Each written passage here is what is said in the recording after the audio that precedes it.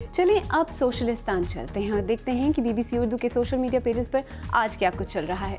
सबसे पहले आपको लेकर चलते हैं फेसबुक।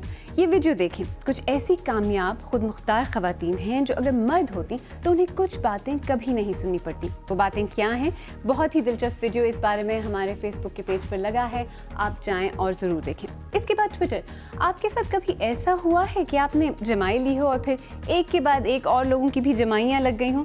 ऐसा आखिर क्यों होता है? इस बारे में हमारे ट्विटर हैंडल ने एक बहुत ही दिलचस्प स्टोरी ट्वीट की है, ज़रूर पढ़ें, मुझे यकीन है आपको पसंद आएगी।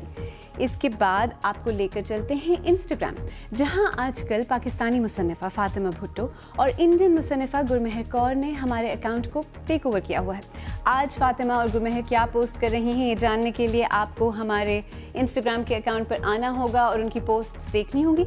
और आखिर में आपको लेकर चलते हैं यूट्यूब। पीपीपी के रहनुमा बिलावल भुट्टो ज़रदारी ने बीबीसी उर्दू को एक खुसूसी इंटरव्यू दिया।